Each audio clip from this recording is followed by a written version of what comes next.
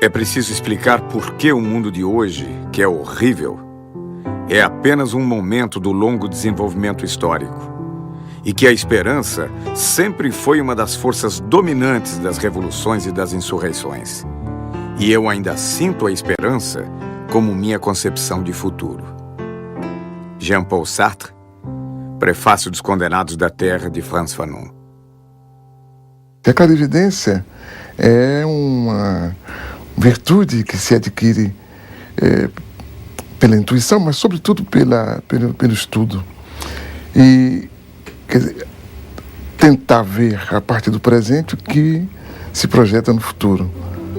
Descolonizar é olhar o mundo com os próprios olhos, pensá-lo de um ponto de vista próprio. O centro do mundo está em todo lugar. O mundo é o que se vê de onde se está.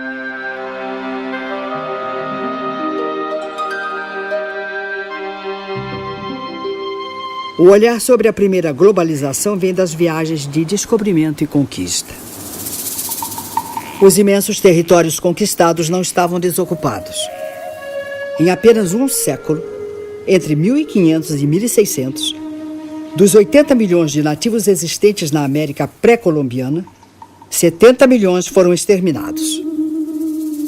2.000 línguas desapareceram com eles. Tupis, quechuas, mapuches tiveram seus territórios ocupados e demarcados arbitrariamente, ignorando-se povos, culturas, línguas, religiões, para facilitar a dominação e o saque de suas riquezas. Os 10 milhões de africanos transplantados para o Brasil, depois de séculos de escravidão nas plantações de cana, de café e nos garimpos das Minas Gerais, ficaram abandonados à própria sorte. A primeira globalização do colonialismo se caracterizou pela ocupação territorial. A segunda globalização começa no fim do século XX, marcada pela fragmentação dos territórios.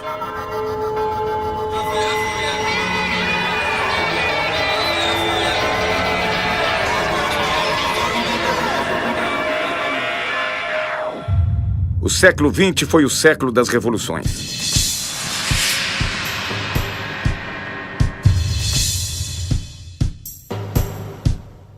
As revoluções tecnológicas transformam as novas conquistas em sonhos de um mundo melhor.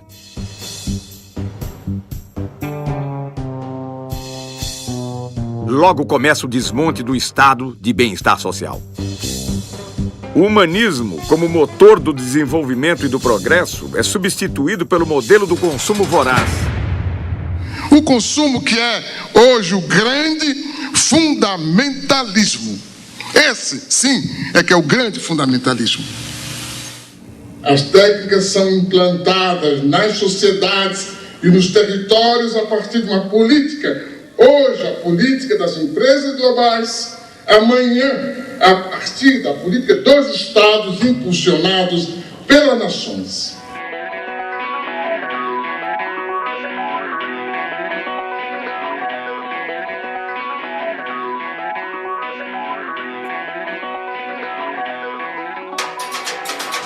Hoje é dia 04, né? 4.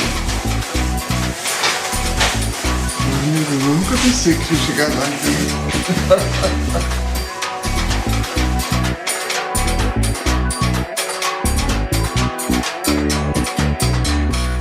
Queria dizer, em primeiro lugar, que eu me considero um intelectual outsider, coisa que é rara no Brasil.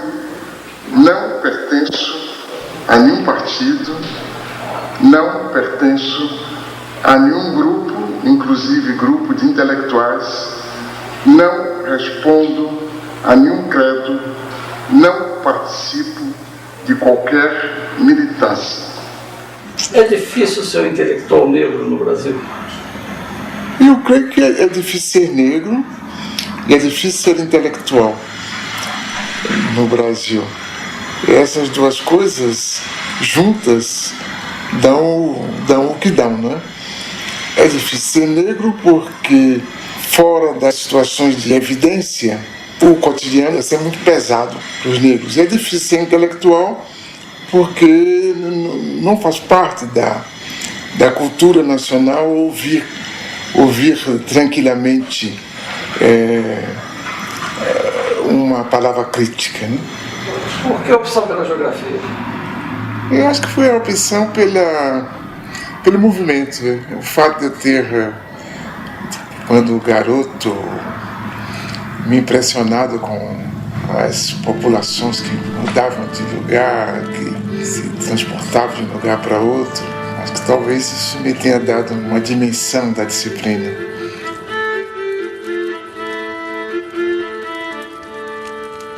E o meu gosto pela história, sobretudo pela história do presente, me levou também a valorizar todo o processo contraditório. De modo que, não sendo um marxista ortodoxo, eu tenho medo disso, tenho medo dos marxistas ortodoxos, porque eu creio que toda doutrina que não se busca renovar, ela corre o risco de se tornar uma religião, um dogma, por conseguinte de emburrecer e não de esclarecer. Desse modo eu me considero marxista, ou se quiser, um marxizante. Ainda hoje? Ainda hoje, sobretudo hoje, porque com a globalização, o que sobrou do socialismo, fundado em realidades profundas, como no caso da China, por exemplo, e o mundo ocidental, que nós aprendemos mais a conhecer e a analisar e a interpretar, se tornou todo ele capitalista. Então, se tudo se torna capitalista, obrigatoriamente a contradição se instala, né?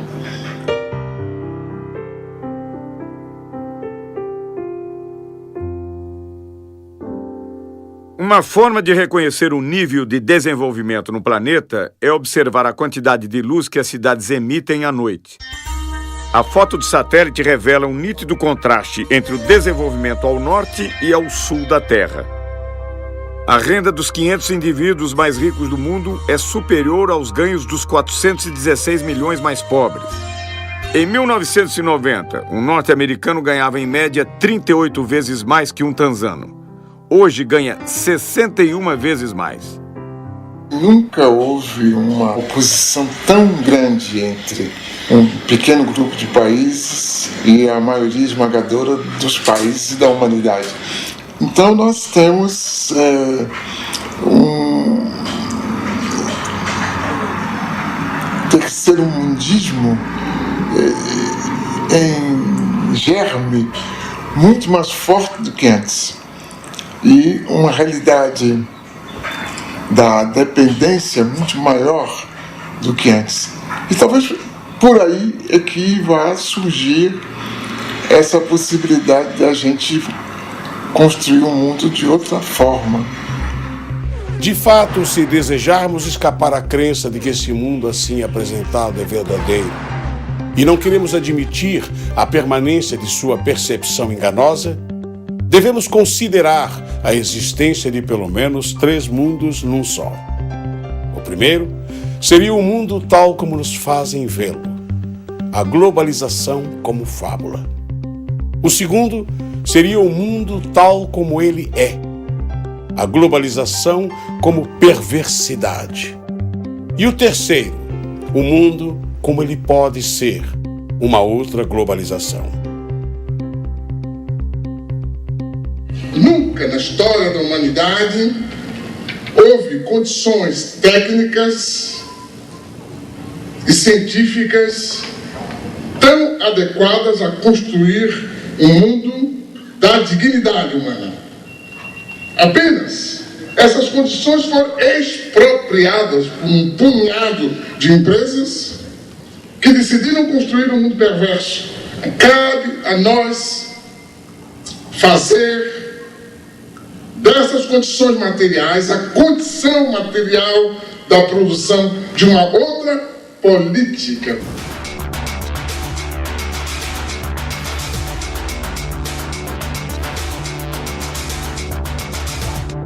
Em 1989, uma reunião organizada pelo Instituto Internacional de Economia, em Washington, propôs reformas para que os países da América Latina retomassem a trilha do crescimento e do desenvolvimento.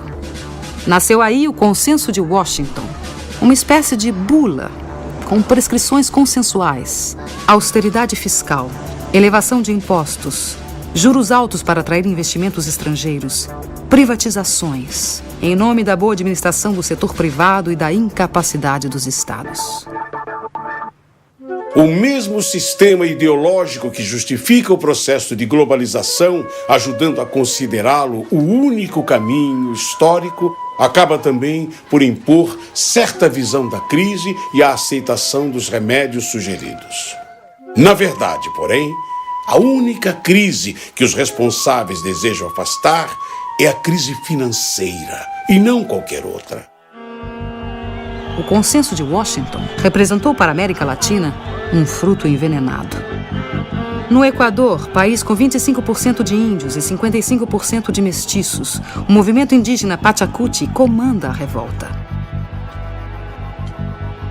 A crise se torna aguda com os programas de privatizações e extinção de serviços estatais.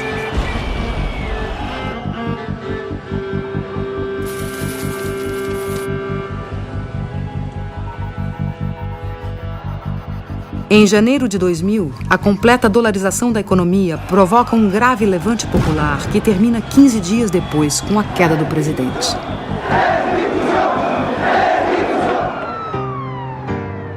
Ainda em 2000, na Bolívia, o governo pressionado pelo FMI e pelo Banco Mundial privatizou a água potável na região de Cochabamba.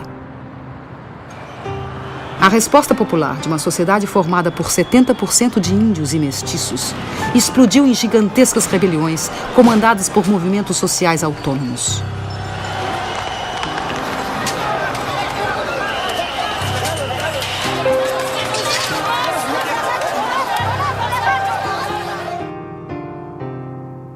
O governo perdeu o controle e reagiu como de hábito.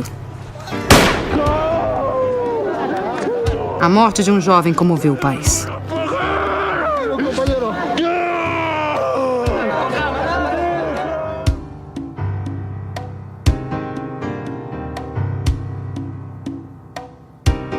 A pressão popular obrigou a desprivatização da água.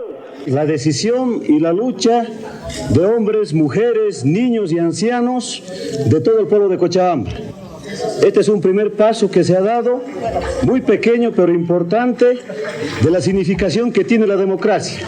Muchos habíamos pensado que la globalización nos había quitado esa capacidad de poder unirnos, de poder organizarnos, esos sentimientos de solidaridad que la gente tuvo antes, en el pasado, cuando nos contaban sus viejas luchas, nuestros papás y nuestros abuelos. Em seguida, de setembro a dezembro de 2000, mais de 70 pessoas morreram na luta pelo controle do gás e petróleo. Exigíamos la nacionalización e industrialización de nuestros hidrocarburos. Pero como actualmente la clase política que está en el gobierno no nos hicieron caso. De inmediatamente ellos se juegan con el pueblo y todas las leyes y las decisiones que toman en el Parlamento siempre están en contra de los pobres. Nosotros tenemos un lema. Ese lema es el alto de pie, nunca de rodillas. Mira, el kilo de 10 kilos aquí nos está vendiendo a 25 bolivianos y allá a 60 centavos de dólar dice que venden en bruto. Y eso no es justo, señorita periodista, que nos haga de esta manera. Más al contrario, deberíamos de tener nosotros el gas a bajo precio para los bolivianos y para los extranjeros. Hubiese sido en un precio más alto, tal vez así, pero ni aún así no estamos conformes. No, aquí queremos que se nacionalice y que se nacionalice, eso es lo que queremos nosotros. A economia da Argentina foi destruída pela política da ditadura militar e destroçada pelos experimentos do neoliberalismo. Antes la competencia era insuficiente. Teníamos productos buenos. pero muchas veces el consumidor debía conformarse con lo que había sin poder comparar. Ahora tiene para elegir, además de los productos nacionales, los importados. As privatizações e a abertura da economia levaram a uma quebradeira total no país. Fábricas fecharam. Empreendimentos foram abandonados. Trabalhadores converteram-se em cartoneiros catadores de papel.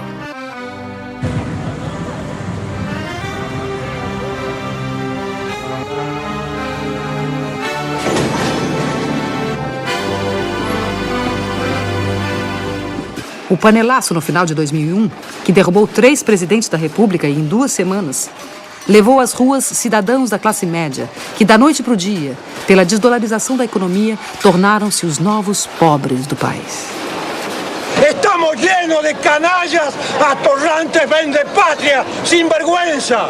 Menem, Cavallo, de la Rúa, Dualde, todo Rucao. Es peor que lo que han hecho los bancos extranjeros. Porque estos tipos han vaciado las empresas argentinas y han dejado sin trabajo a los argentinos que se están muriendo de hambre, querido.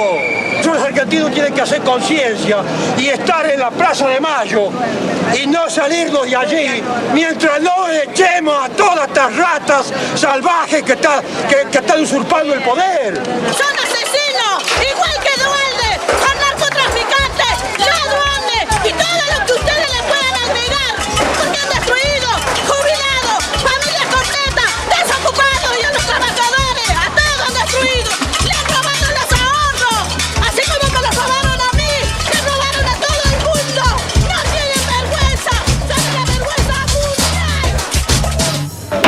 No Brasil, a privatização de grandes estatais gerou protestos isolados.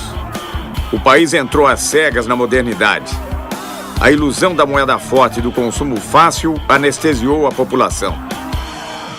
Para o economista Joseph Stiglitz, Prêmio Nobel de Economia e economista-chefe do Banco Mundial entre 1997 e 2000, esse receituário violento não provém de análise econômica, mas de postura ideológica. The Washington Consensus was neither necessary nor sufficient for growth. There were countries like Bolivia that seemed to follow all the dictates of the Washington Consensus. They said, we felt the pain, when do we get the gain? And they waited, and they waited, and they waited, and they're still waiting. And then there are countries like China that did not follow the Washington Consensus, and they've grown and grown and grown. Agora, essa história que os Estados nacionais estão diminuindo de importância é uma história da carochinha que os países ricos nos contam, porque o Estado Nacional, por exemplo, norte-americano, vai muito bem, né? Inclusive, digamos, bem do ponto de vista de força do Estado, com gastos militares como nunca houve antes, né? Com um empenho direto, digamos assim, dos agentes comerciais do governo americano para defender os interesses das empresas norte-americanas, o que é normal, aliás, né? Então, agora aí eles nos dizem, não, o Estado não tem importância, quer dizer, não estou dizendo que eles norte-americanos, mas esses pensadores da globalização muitas vezes nos dizem isso. Isso é que, digamos, crê quem quer ser enganado.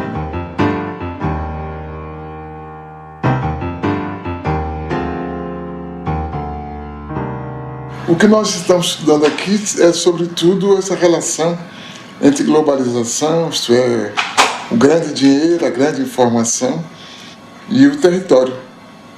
O território como matriz da vida social, econômica e política.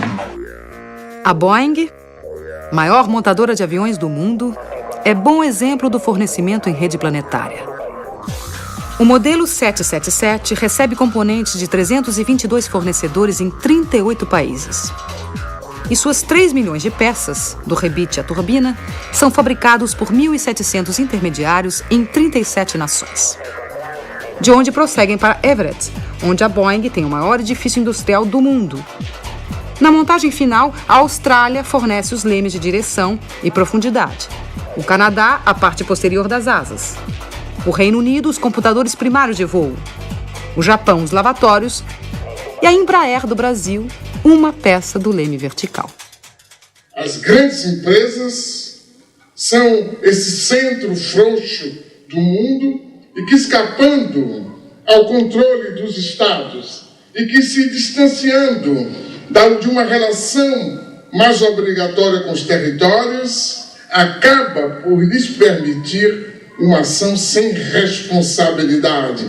As grandes empresas não têm responsabilidade social, não têm responsabilidade moral sobre tudo, e é por isso que desorganizam os territórios, tanto socialmente como moralmente.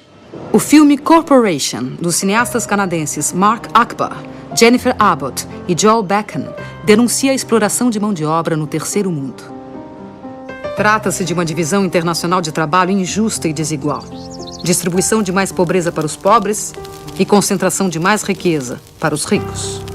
A Nike transferiu sua produção industrial para países onde não há limites para a exploração de mão de obra. Contabiliza o tempo de trabalho de seus funcionários em frações de segundo. Assim, mascara os verdadeiros valores dos salários pagos. O diretor do Comitê Nacional do Trabalho norte-americano, Charles Kanahan, denuncia a divisão do trabalho na globalização, que distribui migalhas mundo afora enquanto elimina empregos nos Estados Unidos. To make this stuff concrete as possible, we purchase all of the products from the factories that we're talking about. This shirt sells for $14.99, and the women who made the shirt got paid 3 cents. Liz Claiborne jackets made in El Salvador. The jackets are $178, and the workers were paid 74 cents for every jacket they made. Alpine car stereos, 31 cents an hour. De fato, para a grande maioria da humanidade, a globalização está se impondo como fábrica de perversidades. O desemprego crescente torna-se crônico. A pobreza aumenta e as classes médias perdem em qualidade de vida.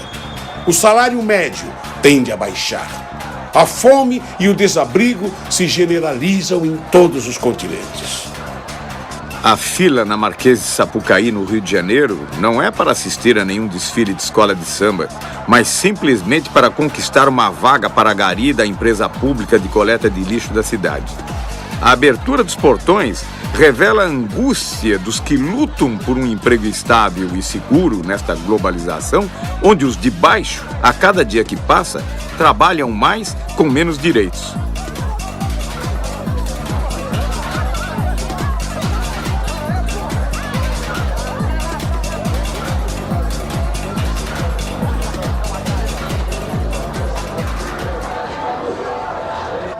O desemprego aparece já como uma coisa normal. Os arautos da globalização e o aparelho de Estado explicam que o desemprego é uma condição para chegarmos a mais globalização. Por conseguinte, sofremos. Aumentam também o número de pobres.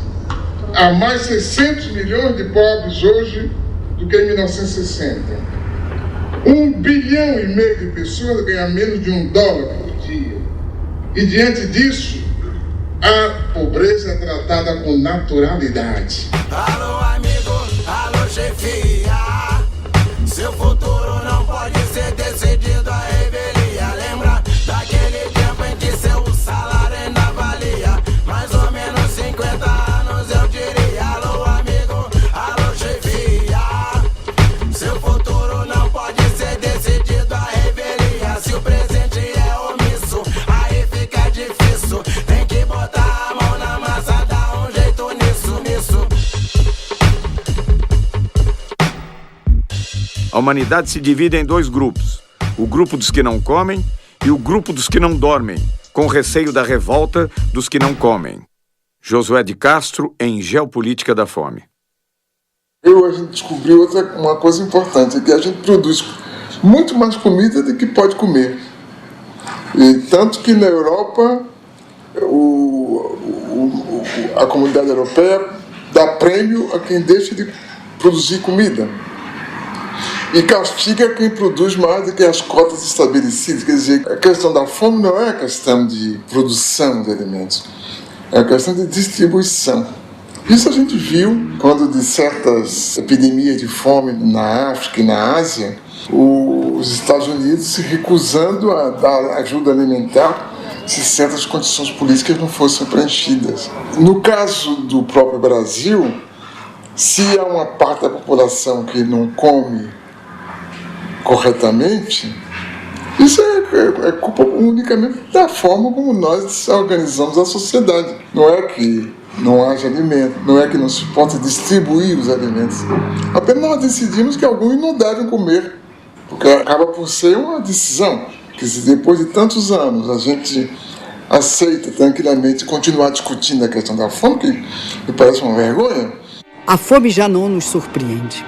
Convivemos com ela cotidianamente, entorpecidos pela realidade que nos cerca. Caso o receituário do Banco Mundial seja seguido, teremos que aprender a conviver com a morte pela sede.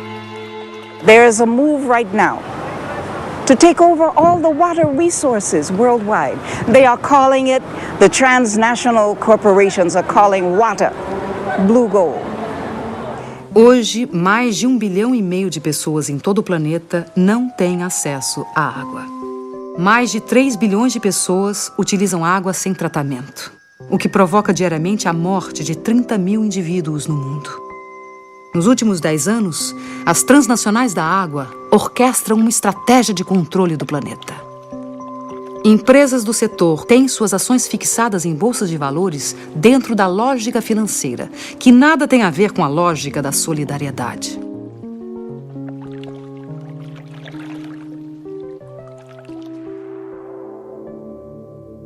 Em março de 2003, aconteceu o 3º Fórum Mundial da Água, em Kyoto, no Japão.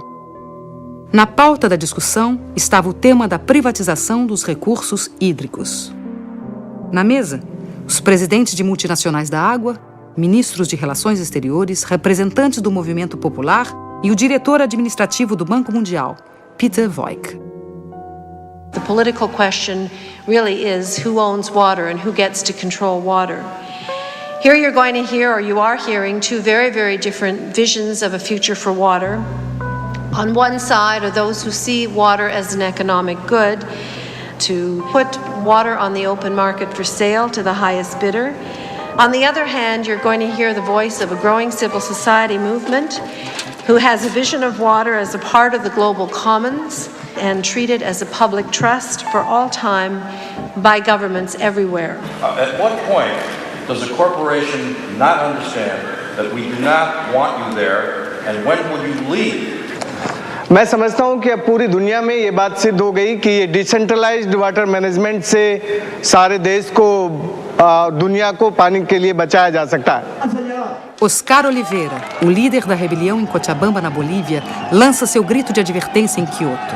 Hace 3 años, después de 5 meses, más de medio millón de personas expulsaron una transnacional Bechtel porque quiso imponer un contrato de privatización totalmente al margen de la voluntad de la población.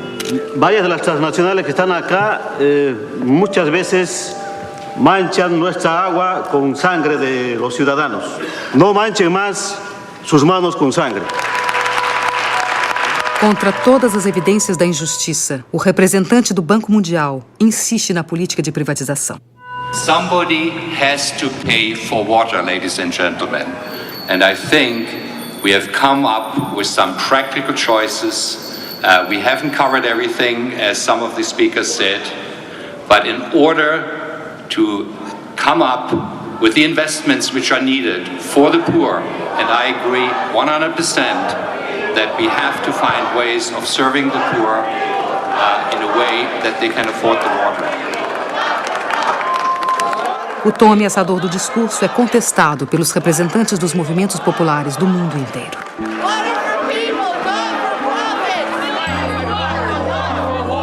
Enough is enough. I see this report as nothing short of an attempt to package poverty for money and for profit. El agua es un patrimonio de la humanidad, es un patrimonio de los seres vivos y nadie puede apropiarse del agua.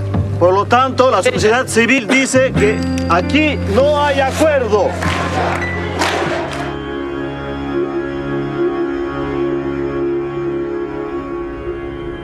Os astronautas disseram que a única obra humana visível do espaço é a Grande Muralha da China. Esse dragão sinuoso de 23 séculos foi erguido contra as ameaças do deserto, os povos do norte árido, em busca das terras verdes do Império do Meio.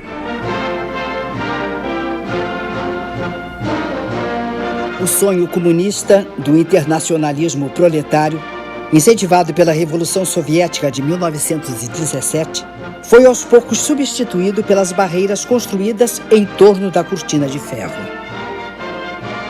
A mais célebre foi o Muro de Berlim, erguido em 1961 para separar a pureza do socialismo das desigualdades do capitalismo. Tinha como missão impedir que as pessoas fugissem do glacial paraíso socialista.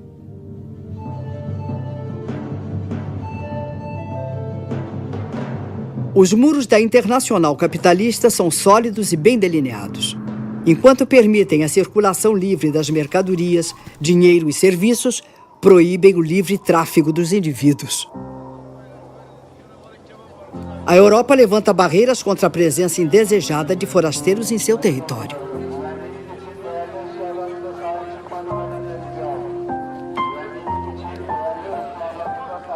Refugiados frequentemente ficam no meio do caminho, sucumbindo de sede no deserto, afogados no Mediterrâneo, enquanto seus barcos precários naufragam. São ainda explorados pela máfia dos que os transportam clandestina e perigosamente. Os clandestinos são presos e recambiados para seus países. Os descendentes dos povos escravizados pelo colonialismo são excluídos do banquete da globalização. Qu'est-ce qui pousse ces gens, ces jeunes vers l'Europe? Mais c'est que justement, il n'y a pas de solution. Si vous mettez les économies de ces pays à genoux, avec la complicité de dirigeants que vous avez vous-même installés au pouvoir, mais effectivement, les gens ne vont pas mourir comme ça sans tenter de réagir. Évidemment, une chose peut paraître bizarre. C'est, pour moi en tout cas, toute cette énergie que des jeunes Africains mettent pour aller vivre en Europe. Pourquoi ils ne la mettent pas pour rester chez eux et se battre contre des systèmes politiques corrompus? Nos Estados Unidos, saltar cercas, cruzar rios ou atravessar desertos para vencer os muros que separam a fome do emprego pode provocar muito mais que ferimentos. Podem representar a prisão ou a morte.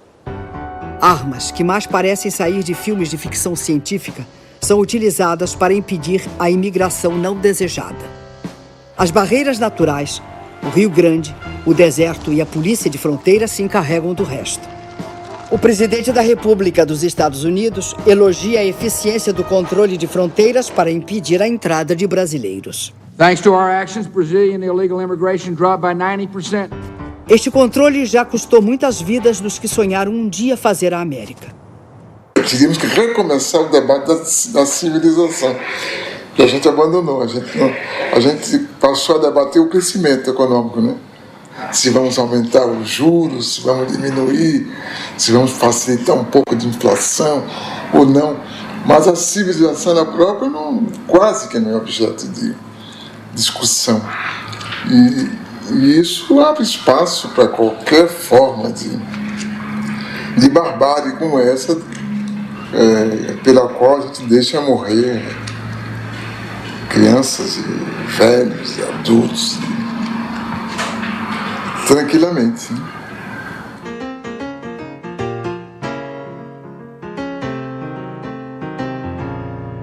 O que nós estamos vivendo hoje é que o homem deixou de ser o centro do mundo, né? O centro do mundo hoje é o dinheiro, mas o dinheiro no estado puro. O dinheiro em estado puro só é o centro do mundo por causa dessa geopolítica que se instalou, proposta pelos economistas e imposta pela mídia.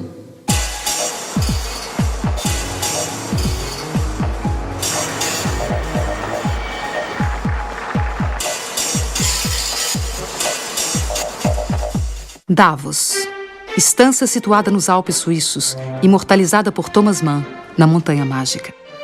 A partir de 1970, a cidade de Davos torna-se berço do pensamento único, dogmas sobre a globalização ancorada no livre mercado como trilha para o paraíso. A antropologia moderna registra aí o surgimento do Homo Davos, que apregou o fim da história e propõe a criação de fundos para anestesiar a pobreza. I'd like to offer you $10,000 to help buy you some bed nets. Would anyone else like to be on a team with me and stand up and offer some money and help him as well? 50,000. Thank you. Would anyone else like to stand up and help President Nkapa? President Nkapa needs help today. So if you could just stand up in the room, if you'll be on a team with me, just stand up in the room if you'll help President Nkapa today, because he needs help today.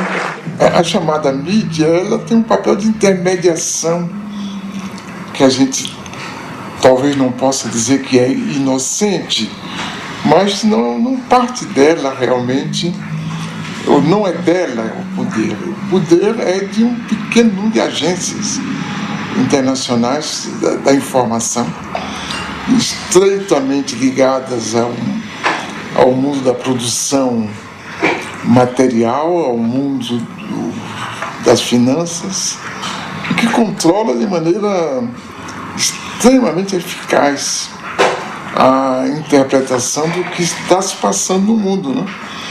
E de uma forma que se torna clara quando a gente pega os jornais e vê a repetição quase que servil das mesmas fotografias, das mesmas manchetes, das mesmas ideias, dos mesmos debates, que indicam que alguma coisa está por trás de tudo isso, né? O redator de um importante jornal está fechando a edição do dia seguinte sem grandes notícias para compor a primeira página. Chega o fotógrafo e diz: Chefe, tenho a notícia e a foto. Um cachorro raivoso atacou a menininha de 7 anos e ninguém fez nada. Até que esse homem se lançou sobre o cachorro, agarrou pela garganta e matou. O editor exclama, maravilhado: Oh, este homem é um herói. Amanhã todos poderão ler da primeira página: valente nova-iorquino salva a vida de menininha. O fotógrafo responde: Pois é, chefe. Só tem uma coisa. O homem não é nova-iorquino. Oh, melhor. Será então valente americano salva a vida de uma menininha. O fotógrafo sem jeito diz: Bem, chefe, ele é árabe. No dia seguinte sai o jornal. Extra, extra! Terrorista árabe massacra de maneira selvagem cachorro americano de raça pura! Extra, extra!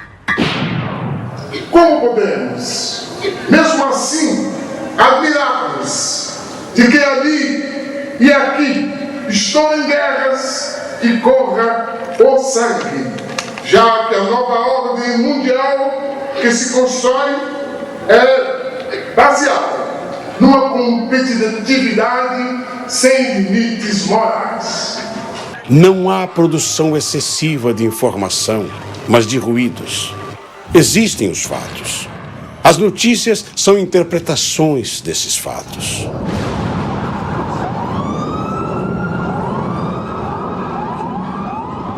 Como as grandes agências de notícias pertencem às grandes empresas, os acontecimentos são analisados de acordo com os interesses pré-determinados.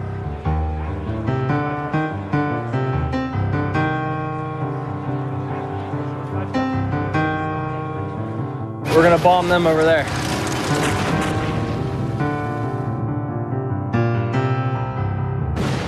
Muitos dos economistas que escrevem jornais publicam diariamente o desejo das empresas das quais são consultores.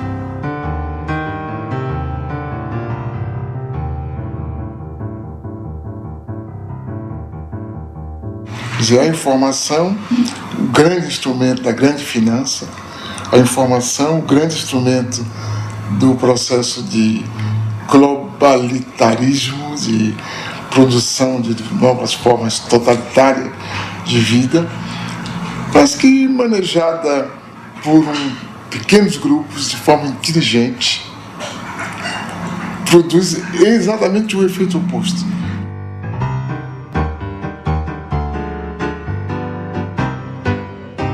Carlos Pronzato é um poeta, trotamundo dessa nova revolução.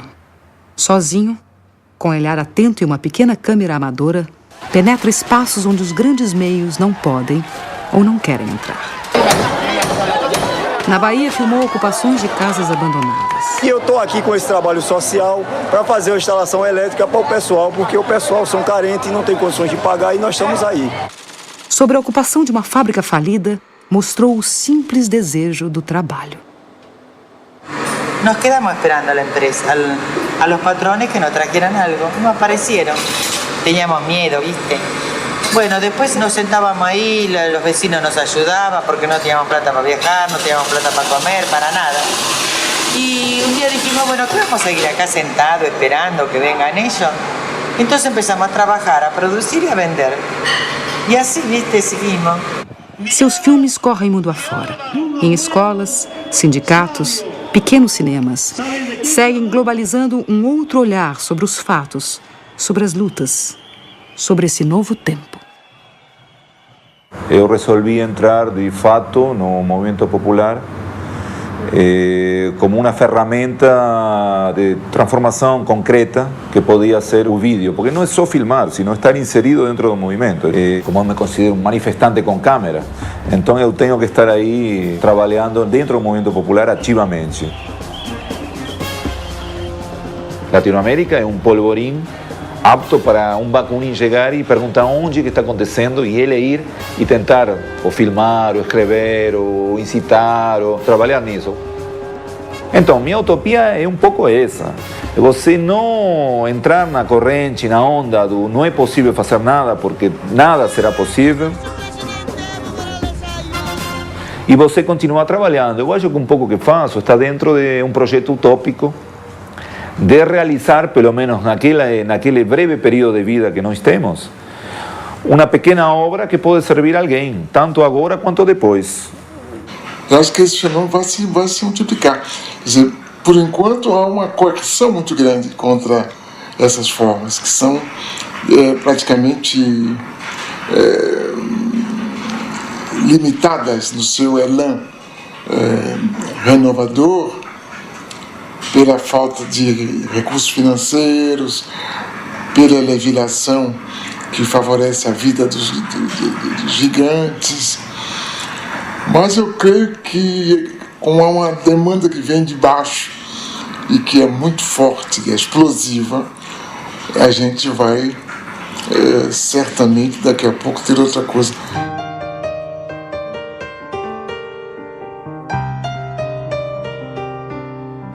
Se eu olhar para trás na minha própria vida, eu vejo que hoje é muito mais fácil ser universal aqui mesmo.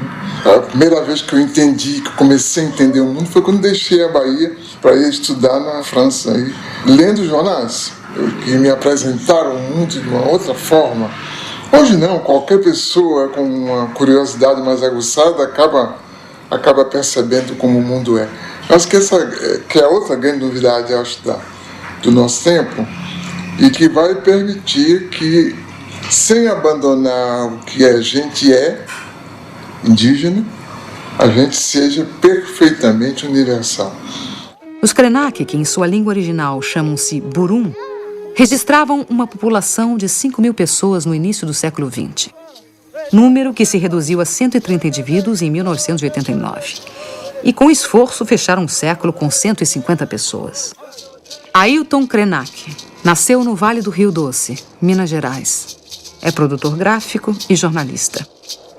Participa da rede Povos da Floresta, que utiliza a tecnologia da comunicação para integrar o povo indígena e seringueiro. Eu acho que para o começo do século XXI, essas trocas de novas tecnologias que não fomos nós que criamos e nem somos nós que fabricamos, vai ser o grande evento para os nossos povos. Eu ainda não consigo acreditar com meus próprios olhos, porque eu ainda não estou vendo o mouse. Isso para mim é um sonho. Eu não consigo acreditar que isso ainda é verdade. a gente poder acessar a internet aqui da aldeia. Vocês puderam ver que isso aqui não é um brinquedinho, sabe, de ficar teclando. Não, isso é uma coisa de muita importância pra gente, entendeu? Até mesmo porque é distância. Porque se a gente morasse na beira de uma estrada próxima à cidade, talvez isso não seria tão importante pra gente, porque a gente podia ir na cidade e fazer isso rapidinho. Tirar, trazer. Mas a distância, pelo limite que a gente mora, isso é precioso. Isso chega assim como uma coisa muito, muito grande pra gente, como realmente um sonho. O exemplo da câmera, né, poder fazer uma imagem animada, de poder transmitir uma imagem dessa, ela tem a importância que os Achaninka agora lá no Alto Rio Juruá demonstraram, quando eles conseguiram botar para o mundo inteiro uma situação de risco que a floresta estava correndo com a entrada de madeireiras, de invasão no território deles, mandando uma mensagem para a rede, com imagem do que estava acontecendo, com texto, mobilizou gente no mundo inteiro. Você não imagina como que o pessoal local ficou mobilizado em torno dessa ideia de eles poderem se comunicar com o mundo sem ter que ficar pedindo licença para a prefeitura local. Na verdade, eu acho que isso, em alguns casos, do ponto de vista político, vai significar a libertação de comunidades que historicamente eram controladas ali, porque não sabiam o que estava acontecendo no mundo. De repente, eles vão conversar com todo mundo. Aí acabou aquele intermediário ali no meio do caminho. É a primeira vez na história na qual a gente convive com o futuro possível. Acho que essa que é a grande novidade da nossa geração, é essa capacidade que nos foi dada de conviver com o futuro possível, que não é nada do domínio dos filósofos, é algo que tanto nós que imaginamos ser intelectuais, sabemos que existe, com o rapaz pobre da periferia que inventa uma música revolucionária e que explica o seu mundo. Acho que essa que é a grande novidade. Brasília, conhecida por sua arquitetura arrojada, é uma das cidades mais fotografadas do mundo.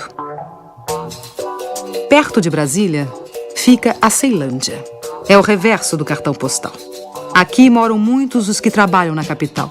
Respeito todas as quebradas, becos e vielas, quebras cabulosas, satélites, qualquer favela. Todas se parecem muito, só que essa aí é diferente. A Ceilândia é conhecida pelo maior índice de violência da região. Aqui vive Adirley, ex-jogador de futebol. Cursou comunicação e tornou-se cineasta. Documenta a arte produzida na periferia, onde seus amigos de infância contam e cantam em rap o cotidiano. Com uma câmera digital, documenta a cultura da periferia. O cinema que a gente quer mostrar é o cinema que a gente experimenta. É a nossa experiência de vida, nada mais que isso. É o nosso ponto de vista só. É a experiência de ser morador de Ceilândia, morador de periferia. É a indignação de não se ver nas telas, vamos dizer assim. Mas eu acho que a possibilidade de fazer cinema vem com toda a história do Milton Santos também, né? Que é se apropriar da cultura de massa. Se apropriar de uma câmera hoje que é difícil, ainda é caro, mas é mais viável. Hoje, com uma pequena aparelhagem informática, eletrônica, com meios limitados, também se faz opinião, também se produzem coisas centrais na reelaboração da história. O ex... Sou negão careca da Ceilândia mesmo, e daí? Jamaica, o Marquinhos, Japão. Sou ceilandense, não sou brasileiro. Eles já fazem as bases dele no fundo de quintal aqui, numa casa como essa aqui. A gente se mirou nisso para iniciar esse processo de cinema. Então vamos tentar fazer também um cinema que tenha como exemplo o modo de produção do rap. Parceira subia mandando um recado. Aqui é foda, mas irmão, eu amo essa porra. Ceilândia Norte, resistência, velho, eu tô de boa. Eu curto música de preto, eu curto rap nacional, eu não curto black music. Black music quem curte é os playboy. Não, vou curtir uma black music porque é bonitinho. Agora se falar música de preto, não. Música de preto, não. Oh, que coisa feia. Porra, mãe, eu canto música de preto, meu filho. Fala black music. Até minha mãe que veio do Nordeste quer falar black music. Tá entendendo? Na nossa quebrada a parada é mais quente. Mais de 500 mil e pra eles somos lixo. Lutando pra sobreviver, tratados como bichos escrotos. Ratos de esgoto, vermes rastejantes. Cobras tipos peçonhentos, monstros repugnantes. Terra sem lei, Nova Babel, casa do caralho. Cu do mundo, baixa da égua. Foda-se o que dizem, véi. Ceilândia é minha quebra. Quebra. Até hoje, assim, dentro da cidade, tem muito preconceito com relação ao rap. Rap é música de bandido, é música de preto, é música de marginal, é música de desempregado. Esses caras sofreram pra caramba, cara. O Jamaica conta histórias assim que são geniais no sentido assim, do preconceito que ele sofria de ser um rapper. Olha os nomes dos lugares: Planeta dos Macacos, Caldeirão do Diabo, Vila do Cachorro Sentado. Velho. Onde só tinha bandido, velho. Pra eles só tinha bandido. Eu acho que o rap é um cara de periferia a dar identidade à periferia, a dar nome às pessoas e a contar as histórias da perspectiva deles. Então a gente também está se baseando, tentando fazer cinema nessa perspectiva. Que a ideia é ver dentro da cidade essas formas de solidariedade. E você tem a produção dentro da cidade de formas solidárias que tem expressão econômica e política. Né? Em contraposição com essa produção da violência. Eu acho que há uma multiplicidade de fenômenos de baixo que a gente não dá importância, porque a gente dá mais importância chamada violência. Os jornais falam da violência dos bairros, tem bairros mal falados porque violentos. Olhares do Morro tá por aí, a gente tá olhando tudo que acontece na comunidade. Mas as outras formas todas de manifestação, que são propriamente culturais, mas que não aparecem com essa aura de cultura que é reservada, digamos assim, a parcelas já privilegiadas que fazem cultura, os outros fazem outras coisas. A gente não admite dizer imediatamente que o que eles fazem é cultura, porque o que eles fazem é cultura e é política ao mesmo tempo, né?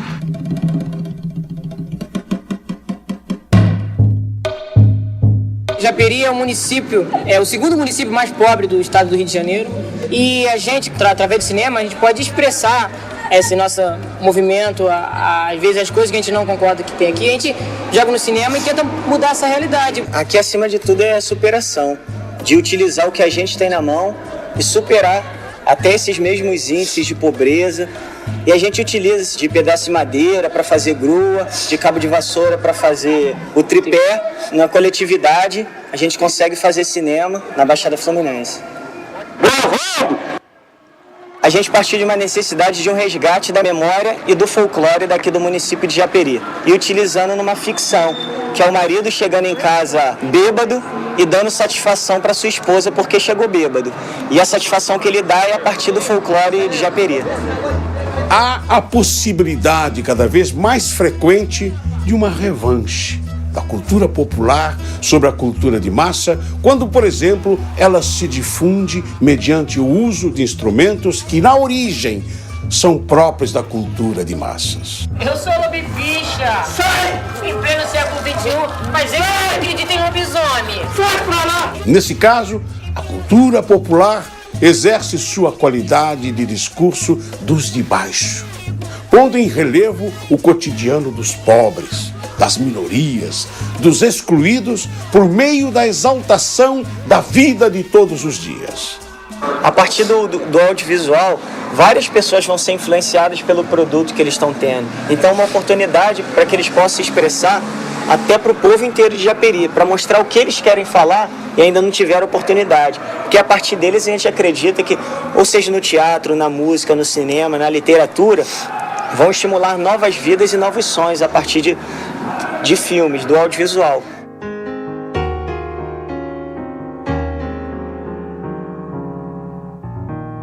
Eu estou seguro de que o período tecnológico da história do homem está terminando. E estamos entrando num período que eu chamaria de demográfico. Tenho medo de usar a palavra popular, porque isso poderia acarretar a destruição prematura da ideia. Os atores que vão mudar a história são os atores de baixo. Então eles vão agir a partir de baixo para cima. Os pobres em cada país, os países pobres dentro dos diversos continentes, os continentes pobres face aos continentes ricos. De tal forma, nós não vamos ter uma evolução sincronizada como essa, digamos assim, do processo de globalização. Haverá explosões aqui e ali, em momentos diferentes, mas que serão impossíveis de conter. Vamos tudo queimar isso tudo, senão o Estado não ouve a gente. Eu acho que quando a gente abre um jornal, olha a televisão, se a gente pode interpretar o que está por trás de tudo isso, a gente já vê que são outras formas de exclusão ligadas à religião. Por exemplo, essas religiões aguerridas como os muçulmanos, né? Que têm uma formidável força intelectual e moral também nisso, face à nossa civilização greco-ocidental. Esse combate silencioso que é feito, por exemplo, por esse 1 bilhão e 100 milhões de pessoas na Índia, cuja formidável preocupação é a produção do conhecimento, e que a gente nem sabe direito que eles têm essa religião do conhecimento, né, que eles utilizam em benefício da sua própria nação. Essa outra coisa extraordinária que é a China, né, que a gente imagina que está se tornando capitalista, mas que na realidade está usando ao seu modo os instrumentos que o nosso tempo oferece. Acho que todas essas formidáveis mudanças é que vão garantir essa produção de um mundo novo. Nos últimos 25 anos, a economia da China, país de 1 bilhão e 300 milhões de habitantes, vem crescendo a uma média de 9% ao ano. A China combinou o planejamento de Estado com mecanismos de mercado. Atraiu capitais externos e novas tecnologias. Essa reviravolta é resultado de pesados investimentos em técnicos e pesquisadores. Existem no país mais de 1.000 universidades. Formam-se por ano 450 mil engenheiros, 50 mil mestres e 8 mil doutores. O governo incentivou a industrialização rural e a multiplicação das pequenas e médias empresas no campo. A ocupação agressiva do mercado ocidental com produtos chineses de baixo custo passou a preocupar os defensores do livre mercado. La globalizzazione va bene se le regole sono uguali per tutti. Questo è un problema. A adoção da propriedade privada, os baixos salários aceitos para atrair as transnacionais, os altos índices de poluição, demonstram o quanto a China se dispôs a abrir mão de seu projeto ideológico em troca do desenvolvimento econômico.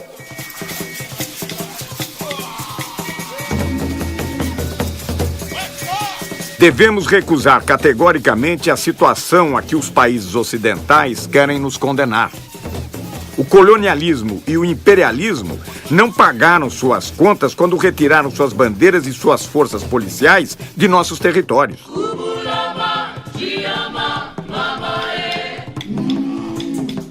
Durante séculos, os capitalistas estrangeiros se conduziram no mundo subdesenvolvido como verdadeiros criminosos. Frantz Fanon, Condenados da Terra, 1961. The problems in Africa did not start in Africa. Those problems are caused from people outside Africa coming in, doing this, doing that, setting one group against another group so that they can fight. And while they are fighting, these outsiders are coming in, taking over. You bring in guns. You give them to one group. You make them really hate this other group. So they start fighting, killing each other. Now, after the fighting and the slaughter really gets started, they come in as peacemakers. Africa is still the richest continent on the face of this earth. And yet, look at the suffering. These children are among thousands forced to work in gold mines in Niger, one of the African countries neighboring Benin. Conditions are appalling, the physical risks enormous. But activists say it's just the tip of an iceberg. It's an issue that has now received some international attention. Tragically, it won't be enough to stop the traffic in child slaves. Quand on écoute les gens, on a parfois l'impression que vraiment le monde, le fameux village planétaire, est un endroit où tout se passe bien partout. Hein? Les sociétés sont prospères, il y a la justice, les droits sont respectés, il n'y a pas de corruption, il n'y a rien, sauf en Afrique. On a l'impression que tout est très bien partout, sauf sur le continent africain. Moi, je trouve ça bien drôle quand même. Je trouve ça extrêmement bizarre, cette façon de raisonner. Je crois que le monde entier ne s'est jamais porté aussi mal. On est bien conscient des mécanismes politiques qui sont à l'origine de nos difficultés sur le continent. Il me semble qu'un pays comme le Brésil doit quand même bien comprendre cela. Le public brésilien, après tout, il n'y a pas très longtemps, en Amérique latine, c'était la CIA qui installait les gouvernements, qui décidait du cours politique et économique dans les sociétés d'Amérique latine dans les moindres détails. Eh bien, nous, ça revient d'ailleurs à la première question, nous ne sommes pas encore sortis de cette situation. Tú decías cuál va a ser el destino de América Latina. Yo no lo sé, pero sé cuál es el desafío. El desafío es, ¿vamos a convertirnos en la triste caricatura del norte? ¿Vamos a ser como ellos? ¿A repetir los horrores de la sociedad de consumo que está devorando el planeta? ¿Vamos a ser violentos? ¿Vamos a creer que estamos condenados a la guerra incesante? ¿O vamos a generar otro mundo diferente? ¿Vamos a ofrecer al mundo un mundo diferente? Que yo creo que ese es el desafío que tenemos planteado. Hoy por hoy somos, la verdad, caricaturas bastante tristes de modos de vida que se nos imponen desde afuera. Y estamos gobernados por sistemas de poder que cada día nos convencen de que no hay virtud más alta que la virtud del papagayo, que no hay habilidad comparable a la habilidad del mono.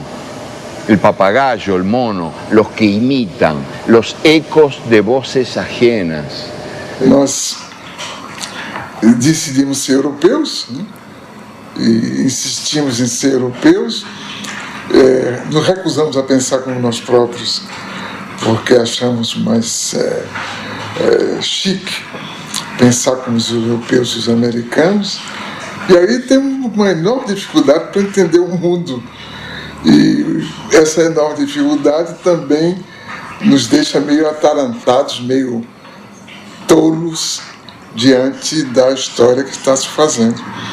Daí a própria política brasileira é um pouco perdida, porque nós não sabemos muito o que fazer com o mundo novo, porque não descobrimos as formas de pensar esse mundo novo a partir de nós próprios.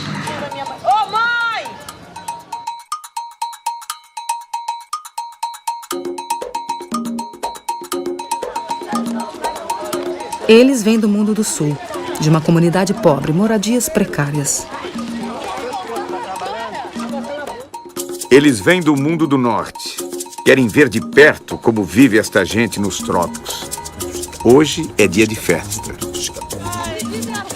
Essas pessoas vão para um passeio organizado num dos mais movimentados shoppings da zona sul do Rio de Janeiro. Passeio de bacana. Dia de festa. São os suspeitos de sempre. Vocês estão indo pra onde? Nós estamos indo ao shopping. Qual shopping? Ainda não foi tido, não. O que a gente escolher, a gente vai lá. A gente vai passear só no shopping. Vamos só comer um pãozinho com uma mortadela no shopping. Tem direito de passear no shopping. Então, Pacífico, posso cortar com isso?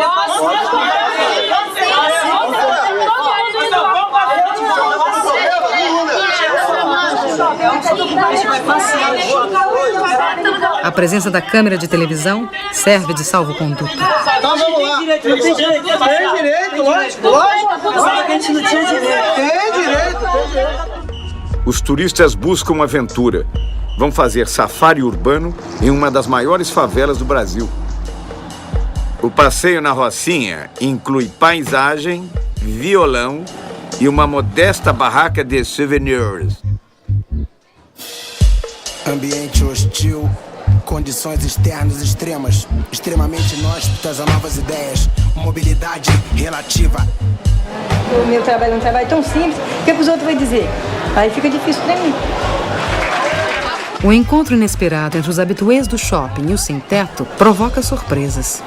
Observam e são observados.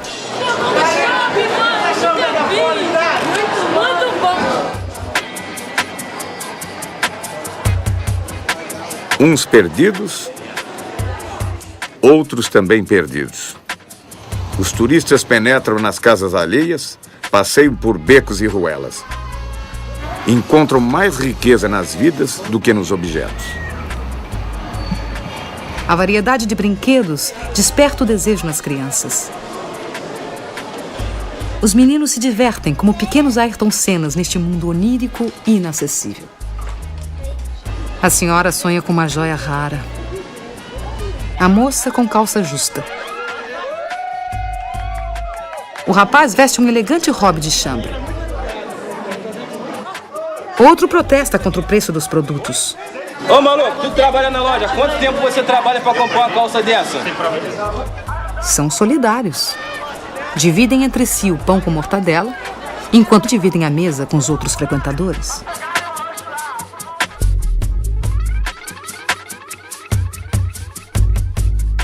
O problema que me parece importante com a globalização é, digamos, a segmentação da formulação dos códigos éticos.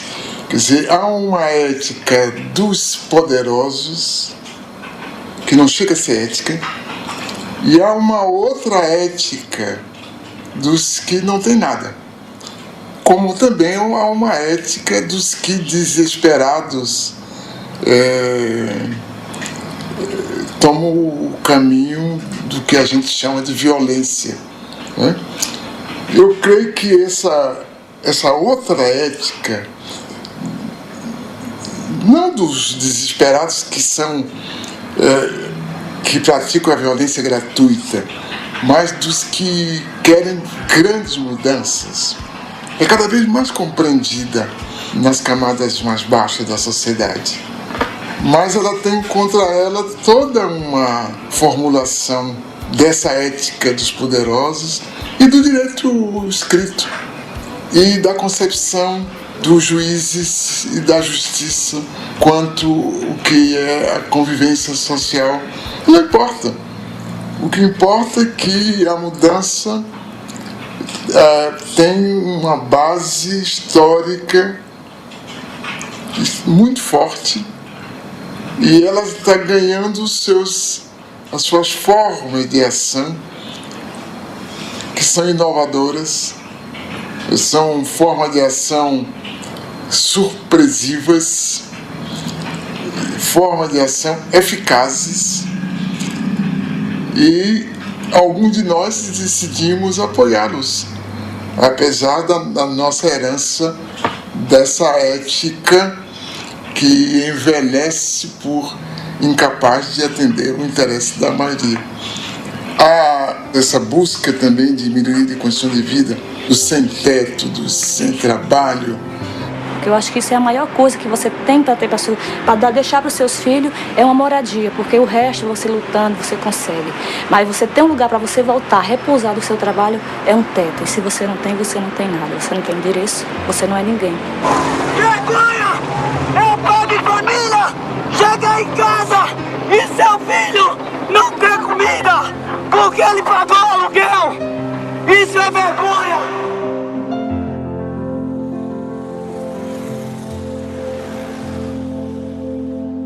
O O direito à moradia é um direito humano garantido na Constituição brasileira, nas convenções internacionais e na Conferência do Habitat 2. Então o que a gente está querendo aqui é que sejam válidos os direitos que já são garantidos pela própria Constituição Federal, né? Eu não acredito muito que a gente viva numa democracia, porque eu ainda acredito muito que a gente vive no sistema do capitalismo. Quem manda é quem tem o poder.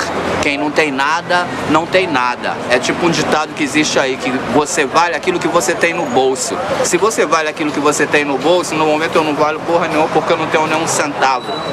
A primeira providência que tomaram, né, para fazer com que a gente recue da nossa proposta de ocupação foi cortar os serviços essenciais. Todo cidadão pobre também tem direito ao centro da cidade. E há uma exclusão muito social e discriminação muito grande com as pessoas menos favorecidas, para que se constrói casa bem distante dos centros da cidade e as pessoas são recicladas como lixo para bem longe dos centros e não conseguem nem trabalho, porque a passagem é muito cara, as pessoas não têm como se deslocar do trabalho. Quando vai procurar um trabalho, você mora onde? Tem que gastar 5, 6 reais de passagem, você já tem dificuldade até aí. Passam 4, 5 horas no ônibus para chegar no local de trabalho. E esses imóveis aqui, nós estamos reivindicando isso. O caso dos sem terra, tratados como um fato policial, não impede um grande número crescente de intelectuais independentes de apoiá-los. Não impede a população como um todo de desejar que eles tenham sucesso. Não importa que, perguntado pela imprensa, as pessoas digam que não estão de acordo. Não tem nenhuma importância. Pode dizer que não está de acordo e está de acordo. Aline Sassahara também é uma militante das telas. A cineasta paulista vê o mundo solidário ao sem terra. Em suas andanças pelo Brasil, registra do MST o que não vemos na TV. Os meios de comunicação selecionam o que está acontecendo. Hoje está acontecendo isso. Está acontecendo milhões de coisas. Mas as pessoas acreditam que só está acontecendo aquilo. É, de fato, uma forma da gente abrir outras janelas, né?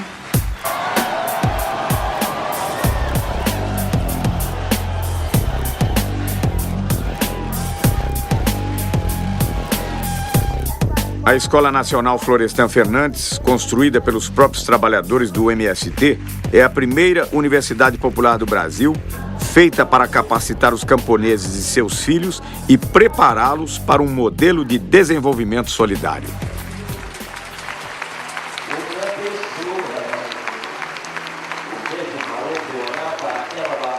Eu acompanhava o MST, tinha alguma informação e achava incrível eles conseguirem lidar com tanta gente diferente, porque cada um lá com seus desejos, com suas necessidades e tal, e funcionando de uma forma muito organizada para ir contra a maré. A marcha foi um momento de encontro, parecia que todo o movimento estava reunido ali.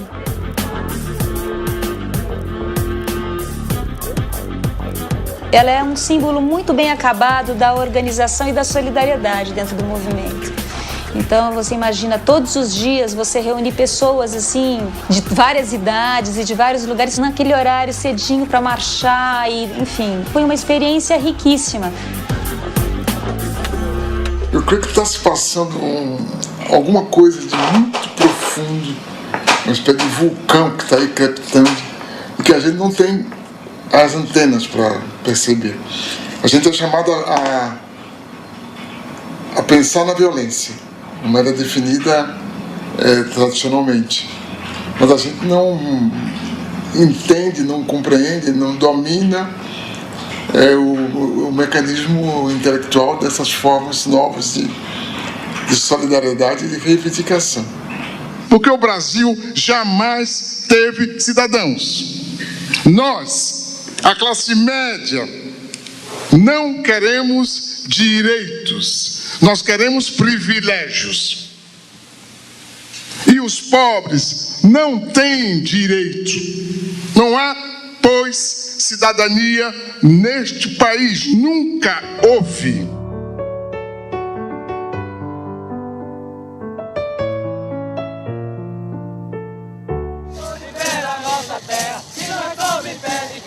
As formas tradicionais de democracia já não convencem os mais pobres. Para muitos, a ação direta nas ruas é o meio de se fazer ouvir. Os diversos movimentos populares buscam alternativas para uma globalização solidária.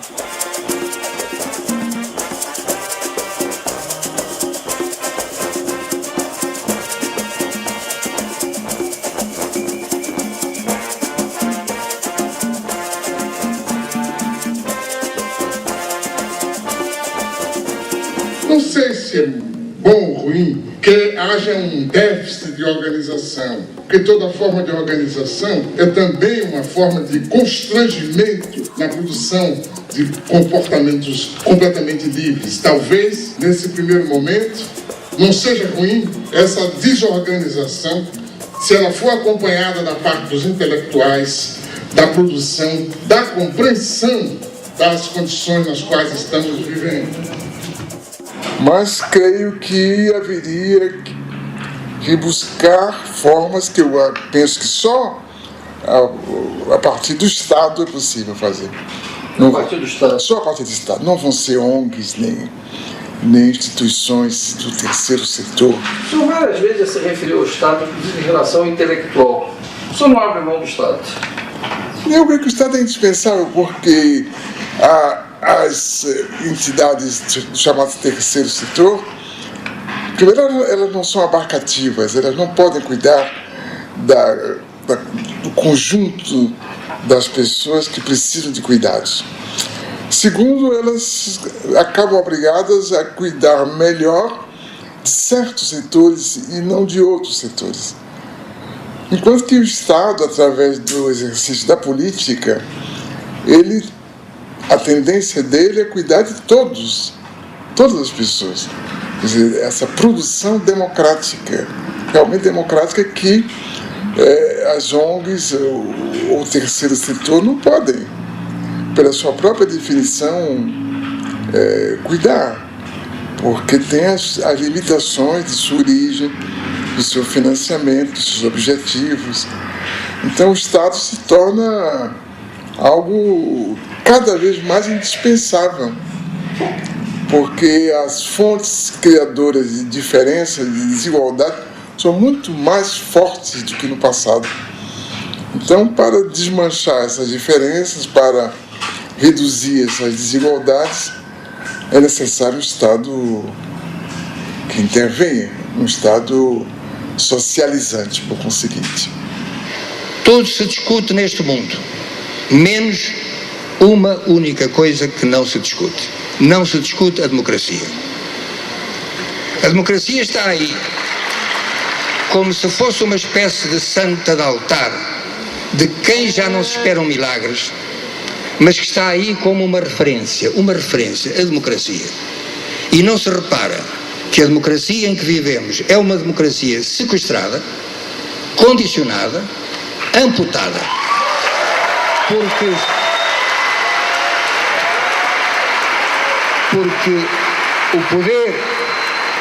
o poder do cidadão, o poder de cada um de nós, limita-se na esfera política, repito, na esfera política, a tirar um governo de que não gosta e a pôr outro de que talvez venha a gostar. Nada mais.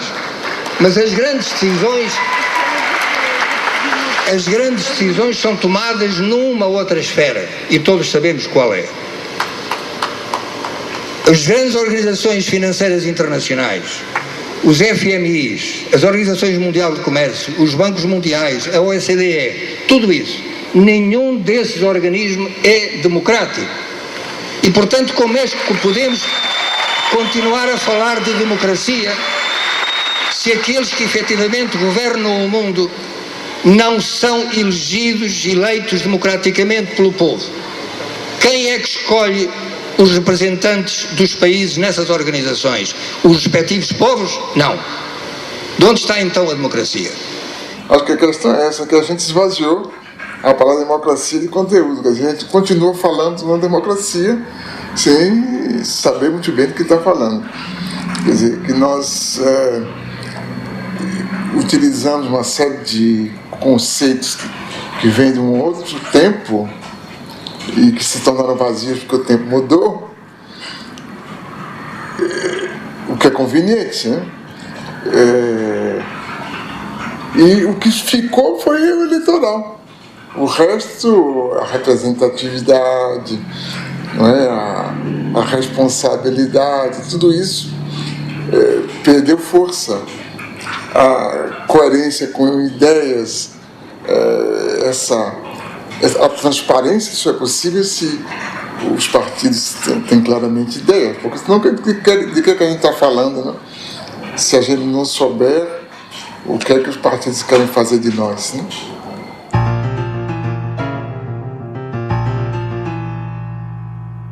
Nós reclamamos contra os totalitarismos, o fascismo, o nazismo, e caímos noutras formas de totalitarismo, essa atual, né? Onde nos é exigido um comportamento standard, onde para ser eficaz tem que seguir o mesmo modelo, uma mesma bula, onde os caminhos parecem ser marcados de forma rígida e todo escape é punido na primeira esquina. Então, acho que nunca houve um mundo que espalhasse que a liberdade é a forma suprema de vida e, ao mesmo tempo, suprimisse a verdadeira liberdade, porque essa carência de liberdade que compromete, inclusive, o exercício da cidadania, eu creio que é uma marca de nosso tempo que mais cedo ou mais tarde vai se mostrar insuportável, como os totalitarismos tiveram seus dias também contados, né? Então, a globalização, ela produz esse globalitarismo que existe para reproduzir a globalização. Eu acho que é esse ciclo vicioso que a gente vai ter que quebrar através, digamos, da produção de formas democráticas que sejam realmente democráticas. O professor Milton Santos nasceu em 1926 em Brotas de Macaúbas, interior da Bahia. Neto de escravos, filho de professores, foi alfabetizado em casa pelos pais. Formado em Direito, em Salvador trabalhou como jornalista. Foi para a França, de onde voltou em 1958, doutor em Geografia. O golpe militar de 64 obrigou-o a sair do Brasil. Morou na França, Tanzânia, Venezuela, Estados Unidos, Canadá. Escreveu 40 livros. Recebeu o título de doutor honoris causa por 20 universidades e o prêmio Vautrin-Lud, o mais importante no mundo em geografia.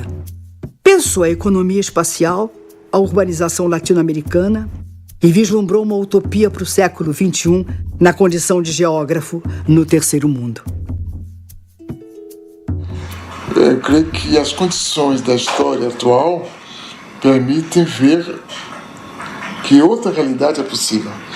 Essa outra realidade é boa para a maior parte da sociedade. E nesse sentido, a gente é otimista. A gente é pessimista quanto ao que está aí, mas otimista quanto ao que pode chegar. Virar uma globalização solidária? Sim. Acho que a humanidade está destinada Que bom. Porque na verdade nunca houve humanidade, agora está vendo, né? É verdade. Acho que essa que é a coisa. Então nós estamos fazendo os ensaios do que será a humanidade. Nunca houve.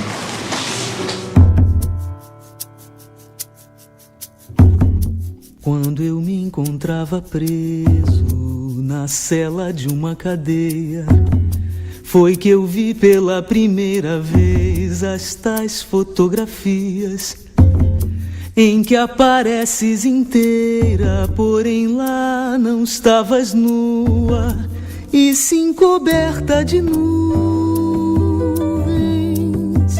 Terra, terra, distante, o errante navegante, quem jamais te esqueceria. Ninguém supõe a morena dentro da estrela azulada, na vertigem do cinema. Mando um abraço pra ti, pequenina, como se eu fosse o saudoso poeta e fosses a Paraíba, terra, terra. Por mais distante, o errante navegante, quem jamais te esqueceria. Apaixonado por uma menina terra, signo do elemento terra, do mar se diz terra vista, terra para o pé firmeza, terra para a mão carícia, outros astros lhe são guia. Terra, terra. Distante, o errante navegante, quem jamais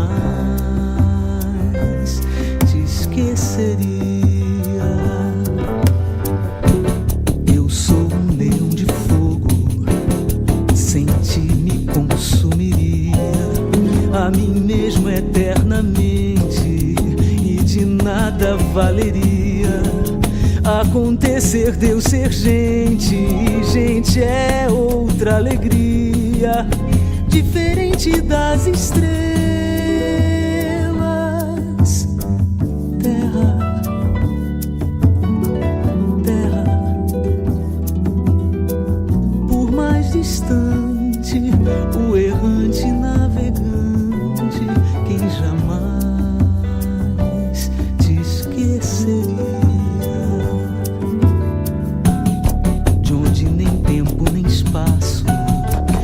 Força, mande coragem pra gente te dar carinho durante toda a viagem que realizas no nada, através do qual carregas o nome da tua carne. Terra,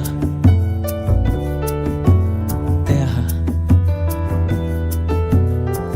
Por mais distante, o errante navegante, que jamais te esqueceria.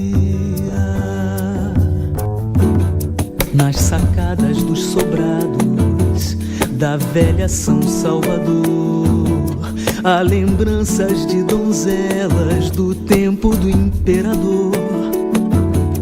Tudo, tudo na Bahia faz a gente querer bem,